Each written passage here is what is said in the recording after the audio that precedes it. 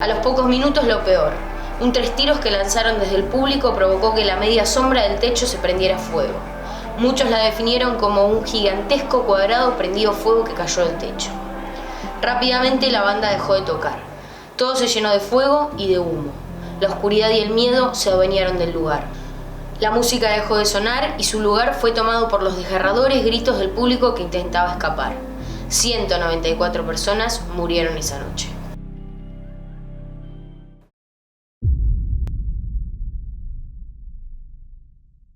Hola guerreros, este video es sobre protección contra incendios. Para los que no saben, soy licenciada en Seguridad e Higiene e hicimos esta serie de capacitaciones para instruir al personal de las empresas sobre justamente qué hacer frente a un incendio, y creí que iba a ser muy útil si lo subíamos al canal también para que todos lo puedan ver y aprender sobre esto. Así que ahí les va.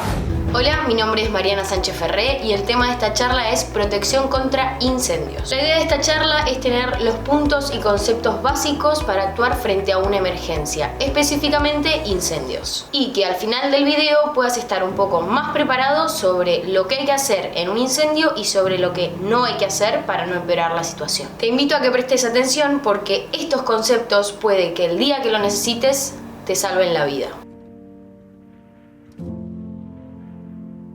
¿Sabes qué es esto que estamos viendo? Para ya ir metiéndonos en tema, voy a leerte un fragmento de un artículo bastante impactante. Esa noche, una multitud llegó al local República de Cromañón, sobrepasando ampliamente la capacidad permitida. Por este motivo, es que en diversas ocasiones el cantante del grupo pidió al público portarse bien.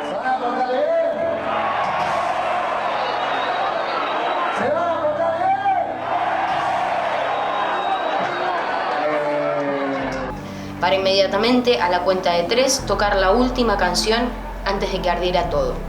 Distinto era el nombre de la canción. A consumirme, a incendiarme, a reír sin preocuparme, hoy vine hasta acá, dice su letra.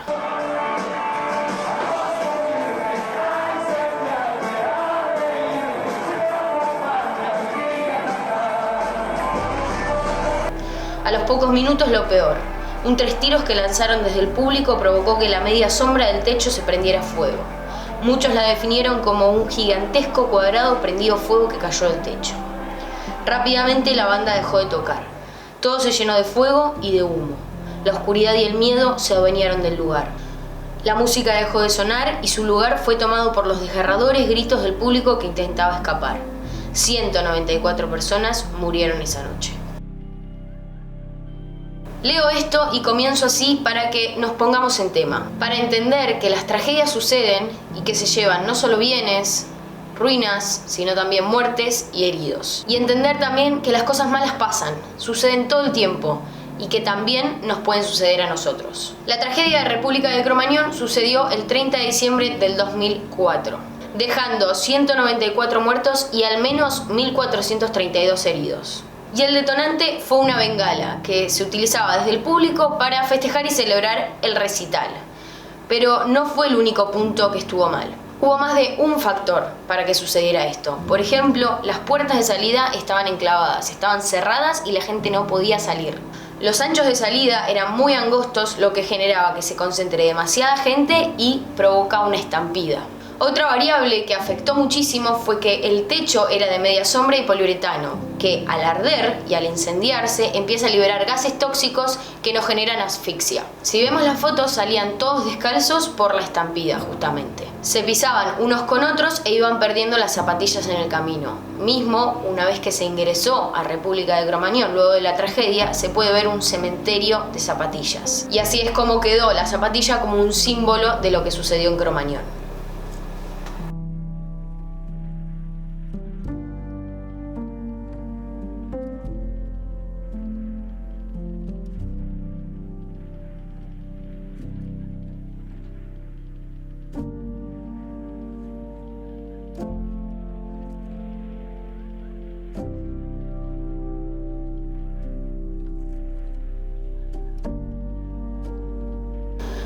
Por esto es que es importante saber, y al momento de tener una emergencia te van a venir muy bien estos conceptos que vamos a hablar ahora. Si tuvieras un incendio en este mismo momento en el lugar donde estás, ¿qué harías? Y si a tu lado hubiera una persona en llamas, ¿cómo la tratarías? Probablemente lo primero que se te ocurre es que tendrías miedo. Y el miedo es no saber qué hacer. Si sabemos lo que tenemos que hacer, no tendríamos miedo. No habría tiempo para el miedo porque tendríamos que estar actuando y haciendo lo que sabemos que hay que hacer. Un hito histórico muy importante en lo que es la historia de los incendios es el Gran Incendio de Londres de 1666. Londres ardió por 4 días a partir del 2 de septiembre de 1666, destruyendo gran parte de la ciudad y dejando a 100.000 personas sin casa. Y lo más impactante de este suceso es que arranca en una panadería, es decir, como de un lugar tan chiquito, tan pequeño, se distribuye por toda la ciudad. ¿Te das cuenta la magnitud y la dimensión que puede tomar un pequeño fuego fuera de control? Un factor que favoreció muchísimo a que se propague tanto este incendio fue que prácticamente todos los edificios estaban hechos de madera. Por eso es que Londres saca un acta en 1667 exigiendo que ninguna casa debía construirse en madera, sino que se podía usar ladrillo o piedra. Y vemos como a partir de este suceso nos cambia toda la forma de edificar. Una de las reglas de oro en lo que es situaciones de emergencia y más que nada de incendios es proteger la vida y los bienes, en ese orden. Y para ejemplificar esto te voy a comentar un caso que sucedió en Palermo. Un supermercado comenzó a incendiarse. Se dieron cuenta que en uno de los pasillos del supermercado había fuego. En ese momento la gente empieza a evacuar, estaban todos afuera, llaman a los bomberos, estaba todo bajo control. Hasta que la dueña se acuerda de que tiene todos sus ahorros guardados adentro. Entonces decide ir a buscarlos. Tengamos en cuenta que tanto ella como su hija se encontraban fuera, sanas y salvas, pero ella decide volver a ingresar a buscar sus ahorros. Una vez que ingresa y quiere volver a salir, la estructura se le desmorona por completo, quedando ella dentro. Lamentablemente la mujer falleció y lo que te quiero mostrar es que al incendio y al fuego no les importa nada, porque esa familia se quedó sin la fuente de trabajo, probablemente sin el hogar y sin la madre. Y esto me lleva a decir que el fuego no da una segunda oportunidad. Una vez que yo estoy a salvo, que logré salir de esa situación, no voy a volver a ingresar. Voy a esperar a los bomberos y que ellos se hagan cargo. Bien, y entonces, ¿qué es un incendio? Esta puede parecer una pregunta bastante simple, pero no es tan fácil de responder. Sabemos que el fuego es una reacción química que se manifiesta en luz y en calor. Pero, ¿cuál es la diferencia entre fuego e incendio?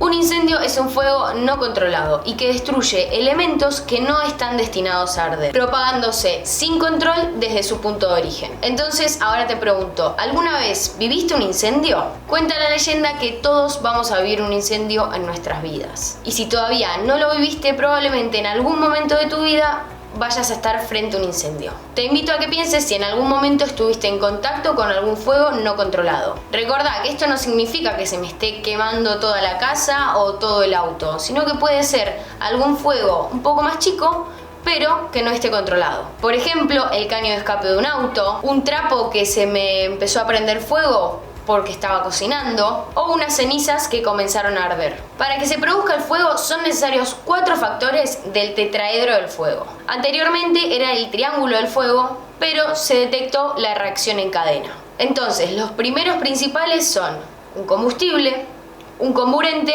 y temperatura. El combustible es todo lo que pueda arder. Por ejemplo, puede ser madera, ropa, algodón, nafta. El comburente es por excelencia el oxígeno. Y la temperatura va a ser la energía de activación, es decir, el calor. Y luego de interactuar estos tres surge la reacción en cadena, que es básicamente el fuego retroalimentándose a sí mismo. ¿Para qué te cuento esto? Para que sepas que si querés atacar el fuego, si lo querés extinguir, tenés que sacar aunque sea uno de estos 4 elementos. Y tenemos distintas formas y dispositivos para poder hacerlo. Por nombrar algunos, podemos decir hidrantes con agua o simplemente agua, matafuegos con distintos agentes extintores y baldes de arena. Estos son los que vas a ver más comúnmente en todos lados. Y principalmente nos vamos a encontrar con los matafuegos o los extintores portátiles, por lo general del tipo ABC de 5 kilos.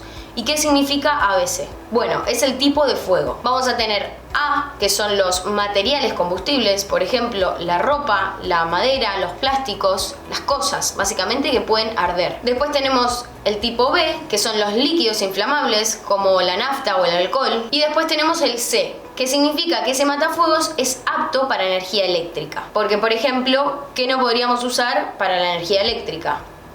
Agua, claro. Y después también tenemos otros dos tipos que son menos comunes. Tenemos el D, que es para metales combustibles, y el K, que es para cocinas, K de kitchen.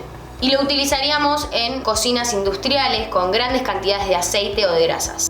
Los extintores portátiles son un gran elemento para poder utilizar frente al fuego. El problema es cuando no sabemos usarlos y confiamos en que ese elemento nos va a ayudar en el momento de la emergencia. Y al momento de un incendio puede que en vez de ayudarnos nos empeore la situación. Es decir, si no sé usar un matafuegos, no sé cuáles son sus partes, cuando lo quiero usar no voy a entender nada y en ese momento no tengo tiempo para leer instructivos. Así que tal vez pensemos que nos va a ayudar, pero en realidad nos obstaculiza y nos empeora la situación. Así que vamos a ver los puntos básicos que tenemos que saber para usar un matafuegos. Los matafuegos son un gran elemento que nos pueden ayudar en el momento del incendio. Sí y solo sí sé cómo utilizarlo. ¿Sabés cómo usar un matafuegos? ¿Alguna vez disparaste alguno? Es importante tener estos conceptos en la cabeza antes de que suceda, porque en ese momento puede hasta obstaculizarnos la situación. Bien, ahora vamos a ver el paso a paso en caso de que lo tenga que usar. Una vez que lo tengo en mis manos, voy a tener que sacudirlo mientras camino 2 veces. 1, 2. Esto es para que el polvo que se decanta abajo por no usarlo se mezcle. Y una vez que llegué con el matafuegos a la zona de fuego, ¿en dónde me posiciono? ¿A qué distancia del fuego me tengo que posicionar? La distancia me la va a indicar mi propio cuerpo y mi propio sensor. Si yo me puedo acercar un poco más porque el calor me lo permite y no me está atosigando, puedo acercarme un poco más. Pero en el momento que veo que me estoy quemando, tengo que dar un paso hacia atrás. Es decir, lo más cerca posible hasta que mi cuerpo aguante. Una vez que estoy posicionado, voy a querer disparar el matafuegos, pero me voy a dar cuenta que tiene un pestillo o traba de seguridad. Esta traba de seguridad también está asegurada por un precinto, justamente para que no se dispare de forma accidental. Un detalle importante es que este precinto a veces está muy nuevo, el plástico está muy duro y cuando intento arrancarlo no sale. Y tal vez si sigo haciendo fuerza me termino cortando la mano. Entonces lo que tenemos que entender es que voy a darle cuerda, es decir, enroscarlo. Voy a tomar el pestillo de seguridad y voy a hacer palanca. De esta forma lo podemos romper muy fácilmente y sin tener que ir a buscar ninguna tijera o ningún cuchillo. Esta es la parte fija y esta es la parte móvil. Lo voy a tomar por debajo, voy a agarrar la manguera y voy a disparar con la parte móvil de arriba. Pero ¿a dónde hay que apuntar? Siempre hay que ir a la base del fuego, nunca a las llamas de arriba, porque lo que queremos es cortar el fuego de raíz. ¿Y qué harías? ¿Apuntarías al medio o a los costados? Si apuntamos al medio tenemos el problema de que vamos a dividir el fuego, lo vamos a cortar en dos. Y de tener un solo foco, ahora tenemos 2 focos de incendio. Entonces siempre hay que ir por los bordes del costado, como si estuviéramos barriendo, hasta que vamos achicando bien el foco y ahí sí el último disparo iría al medio. Siempre vamos a ir a favor del viento y si estamos de a 2 nos vamos a colocar uno al lado del otro, nunca enfrentados. ¿Y qué harías con el matafuego una vez que terminaste de usarlo? ¿Lo dejarías ahí o te lo llevarías? Bueno, si lo dejamos ahí, el problema es que si está en medio de un pasillo o de una salida de evacuación, las personas que puedan llegar a salir van a estar obstaculizadas por el matafuego, lo que podría generar que se caigan y se desmayen. Entonces esa opción no es muy conveniente. Pero por otro lado, no me lo voy a querer llevar porque ¿para qué me voy a llevar un dispositivo molesto que me incomoda para caminar? Tengo que estar lo más suelto posible. Entonces lo que voy a hacer es buscar algún rincón donde no moleste la salida y acostarlo. Ese es el símbolo de que este matafuegos o ya se usó o no funciona. Y en caso de que lleguen los bomberos, ni van a intentar usarlo. Primero, hay que mantenerlo en un lugar libre y accesible, es decir, usar el matafuegos como perchero donde le cuelgo el delantal no me va a servir. Tampoco me va a servir si está a 3 metros de altura o si está lleno de cosas donde está el matafuegos. Es decir, tengo que poder alcanzarlo de una forma rápida y fácil. Otro punto importante es mantenerlo en buen estado y verificar que tiene presión. Vas a ver que tiene un manómetro, que es justamente el que mide la presión, y la aguja amarilla tiene que estar siempre en la franja verde. Bien, ya vimos cómo usar un matafuego, ahora vamos a pasar a otro tema. ¿Cuál es la mayor causa de un incendio urbano? Con urbano también me estoy refiriendo a cualquier estructura que se asimile al urbano. Por ejemplo, un barco, un avión, un submarino. La electricidad. Antiguamente eran las velas, los faroles, pero hoy en día la causa número 1 de incendios en lo que es urbano es la electricidad. Y luego tenemos otras causas que pueden ser fugas de gas, accidentes por descuidos o arrojar cigarrillos. Por esto es que es muy importante tener en buenas condiciones toda la instalación eléctrica. Y además contar con matafuegos tipo C, porque son los que son aptos para instalaciones eléctricas. Ahora quiero que veas este video donde el concepto es que los segundos cuentan y que cuando los segundos cuentan, los bomberos están a minutos de distancia. Y más hoy en día donde la mayoría de los materiales con los que convivimos son de plástico. Estamos viendo un ensayo realizado por bomberos donde prueban la diferencia entre los materiales antiguos de hace 50 años y los que usamos hoy en día. A la izquierda tenemos una habitación más natural donde se colocaron materiales como piedra, arena, ladrillo, cal, algodón, lana, todos materiales que se usaban hace 50, 60 años. Y del lado derecho tenemos la habitación sintética, que es todo plástico.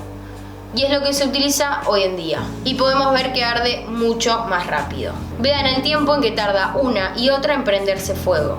Ya podemos ver que hasta el color del humo es distinto. Y lo que están probando es cuando se llega a la combustión súbita generalizada, es decir, cuando el fuego llega a cada rincón de la habitación pasando también por el techo. Cuando todo elemento que no estaba comprometido en el incendio termina estándolo. Y bueno, podemos notar que claramente en la habitación de hoy en día es mucho más rápido. Para llegar al flashover únicamente tarda 3 minutos. Y mientras tanto en la otra habitación sigue de forma muy lenta y pausada. Ahí vemos que para llegar al flashover o a esta combustión súbita generalizada, la habitación sintética, es decir, la de hoy en día, tarda solo 4 minutos. Mientras en la habitación natural tarda muchísimo más tiempo. Y ahí se ve como para llegar al flashover tarda 30 minutos. Entonces esto lo tenemos que tener en cuenta. Los materiales con los que convivimos hoy en día son mucho más combustibles y vamos a tener muchísimo menos tiempo para poder actuar. Como dije antes, los segundos cuentan.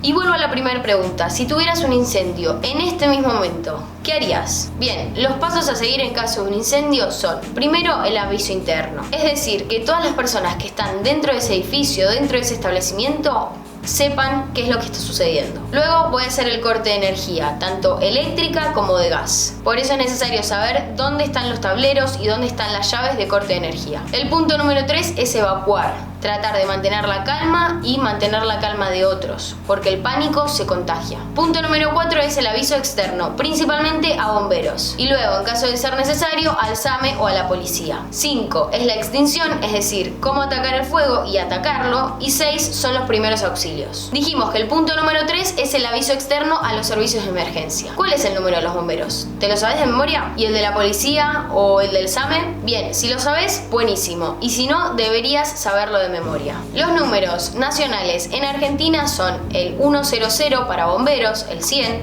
101 para la policía, 107 para el servicio médico y el 103 para defensa civil. Probablemente hayas pensado en el 911, pero el problema del 911 es que no funciona en todos lados. Funciona muy bien para lo que es Buenos Aires, para la policía, pero si estoy en Córdoba voy a necesitar el número nacional. De todas formas, llamando al 911 me van a contestar y me van a derivar, pero recordemos que los segundos cuentan. Entonces, cuanto más rápido me pueda comunicar, mejor. Es más, si podés guardarte el número del cuartel de bomberos y de la comisaría más cercana, es mucho mejor. El punto número 2 es la evacuación, la cual se debe realizar de forma tranquila y tratando de ser un fluido hacia la salida. ¿Esto qué quiere decir? Que lo tengo que hacer con tranquilidad y con premura. No voy a correr, voy a caminar, el bombero no corre, pero lo voy a hacer sin prisa y sin pausa. Y un punto muy importante es mantener la calma, no solo porque se contagia el pánico mirándonos a los ojos, nos contagiamos y nos alteramos, sino que también tu metabolismo se va a acelerar muchísimo, vas a estar consumiendo mucho oxígeno, el cual no tenemos. Ten en cuenta que todo va a estar lleno de humo y va a haber mucho monóxido de carbono y poco oxígeno. Entonces tenemos que cuidar el oxígeno que tenemos. Y esto me lleva a no ser parte del problema. ¿Y qué significa? Si ya estoy a salvo, no vuelvo a entrar. Si puedo ayudar desde afuera, lo hago desde afuera. No pongo mi vida en riesgo. Si estás en un edificio, la evacuación siempre se realiza hacia abajo y nunca hacia arriba, excepto que no tengas otra opción. Por ejemplo, que el piso de abajo esté repleto de humo y fuego. Y con ir hacia abajo me refiero hasta la planta 0. Obviamente no voy a seguir hacia los subsuelos. Por eso es que en los edificios vas a ver que las escaleras no siguen hasta el subsuelo, sino que se debe separar desde arriba hasta planta 0 y luego una escalera separada se va de 0 a los subsuelos, porque si no sería una trampa. Al igual que lo son los ascensores. El problema de los ascensores es que, como dijimos antes, van a cortar la energía y si estoy dentro del ascensor me voy a quedar encerrado. Y no solo eso, sino que el ascensor y su ducto funcionan como una chimenea. Entonces no solo voy a estar encerrado, sino que se me va a llenar de humo. Por eso es que siempre se dice de usar las escaleras y nunca los ascensores. Otro punto muy importante es que evacuar significa evacuar. No significa tomar mi computadora, mi celular, la billetera y la mochila. Significa evacuar, ser un fluido hacia la salida. Hubo una tragedia hace poco en el que un avión ruso tuvo que aterrizar de emergencia por una falla en el motor. Se comenzó a incendiar el avión, la parte de atrás estaba en llamas y mientras había gente detrás, al fondo, que se estaba incendiando, se estaba prendiendo fuego, la gente de adelante estaba tomando sus cosas. Entonces, por esto digo que evacuar significa evacuar. No agarrar las cosas, no tomar selfies, no hacer videos. Simplemente salir. Normas para prevenir incendios. 1. Mantener el orden y la limpieza. 2. Prohibido fumar. 3. Prohibido hacer fuego. 4. Mantener libres las vías de escape. 5. Colaborar con el cuidado y mantenimiento de los elementos e instalación contra incendio. Y 6. Mantener en correcto estado toda la instalación eléctrica. Otro elemento muy útil de la protección contra incendios son los planos de evacuación. Es importante leer y entender estos planos de evacuación. A veces la salida puede parecer algo obvio, mientras haya luz, mientras no haya humo, mientras el calor no me aturda. Pero en el momento de un incendio, todos estos factores van a estar complicados. Va a haber humo, va a haber calor, va a haber gritos. Y si estoy desorientado, probablemente voy a empezar a tocar la pared para empezar a orientarme nuevamente. Imaginemos que se nos llena de humo negro la habitación en la que estamos ahora. Se nos va a complicar encontrar la salida. ¿Qué vamos a hacer? Empezar a tocar las paredes para orientarnos y encontrar la puerta nuevamente. Y es necesario verificar, aunque sea, las salidas de emergencia de cada lugar en el que entramos, no solo por riesgo de incendio. Por otro lado, estos planos de evacuación también les sirven a los bomberos para saber dónde está el corte de gas, dónde está el corte de energía, cómo es la estructura del edificio, cuáles son las salidas, cuáles son los pasillos, dónde están los matafuegos, los hidrantes y todos los elementos de protección contra incendios. ¿Qué es lo que mata en un incendio? El humo. El monóxido de carbono. Lo común es morirse por el monóxido y no quemado. Morirse quemado en un incendio es raro y probablemente primero nos mate el humo y si sigue el incendio nos vaya a quemar. Y lo segundo que me mata es la estampida, como sucedió en la tragedia de la Puerta 12 en River Plate el año 1968, durante el clásico entre Boca y River, donde fallecieron 71 personas y 113 resultaron heridas. Lo extraño es que no hubo ningún accidente ni ningún hecho súbito que pueda generar que la gente saliera desesperada. Fue la misma gente intentando egresar del estadio lo que generó el desastre. Es decir, no hubo ningún detonante para esa tragedia. Simplemente la gente intentaba salir y las puertas estaban cerradas. La multitud tratando de desocupar las escaleras que conducían a una reja completamente cerrada. Ahí, en el túnel, la desesperación derrumbó la vida de múltiples personas que fallecieron a causa de asfixia y golpes. Por esto es que repito que hay que mantener la calma y tratar de bajar el metabolismo. El problema de la estampida es que la gente se empieza a desesperar. Como dije antes, se contagia el pánico y es un sálvese quien pueda. La gente se empieza a pisar, otros se empiezan a caer, entran en pánico y no se controlan. Lo único que les interesa es salir de ahí sin importarle el otro. Por eso es tan importante mantener la calma y no pasar a ser parte del problema. Además, tengamos en cuenta que un desastre o una tragedia de este tipo genera un impacto psicosocial muy grande, donde el 43% de los negocios nunca volvieron a abrir luego de un desastre. Por eso es que es tan importante mantener este sistema actualizado. Y esto lo vamos a hacer a través del proceso de mejora continua.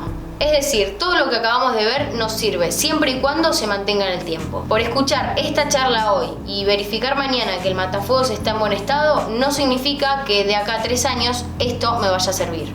Por ejemplo, no es útil hacer una gran inversión de una instalación completa de hidrantes y de ductos si nunca pruebo si las bombas funcionan. El día que lo necesite no me va a responder. Por otro lado, el proceso de mejora continua me ayuda a poder detectar errores y corregirlos a tiempo. ¿Qué harías si en este mismo momento hay alguien quemado al lado tuyo? Vamos a hablar de primeros auxilios. Tenemos quemaduras de primer grado, de segundo grado y de tercer grado. Las de primer grado son las más leves y las más comunes. Las de segundo grado son las intermedias y las de tercer grado son las más graves, que pueden llegar al sistema nervioso y generar necrosis. Y las más importantes son las de segundo grado, porque puedo generar que empeoren a tercer grado o que mejoren a primer grado. Entonces, ¿qué harías con un quemado? Agua, tengo que usar mucha agua. Nada de manteca, dentífrico, Platzul, eso para después. Lo importante es el agua, porque va a enfriar la zona y va a frenar la energía que está yendo hacia adentro, que quiere llegar al tejido nervioso. Y si llega al tejido nervioso, el problema es que me va a cortar la sensibilidad. Si una persona está muy quemada y no grita, es porque ya llegó a los nervios. Entonces tenemos que enfriar, cubrir y trasladar. Primero enfriar la zona quemada con agua, luego cubrir esa zona para que no se infecte y por último llevarlo a algún centro médico. Lo ideal para cubrir la zona quemada es utilizar algún material que no se pegue a la piel, como por ejemplo un plástico, ya que si por ejemplo lo cubro con ropa, esa ropa se va a terminar pegando a la piel y cuando llegue al centro médico la van a tener que raspar con un cepillo y sacarle la ropa de una forma muy dolorosa. Bien, guerreros, eso fue todo. Si te gustó, déjanos un like, suscríbete al canal, activa la campanita, no te olvides y comentanos abajo de qué querés que sea el próximo video. Saludos y Kida.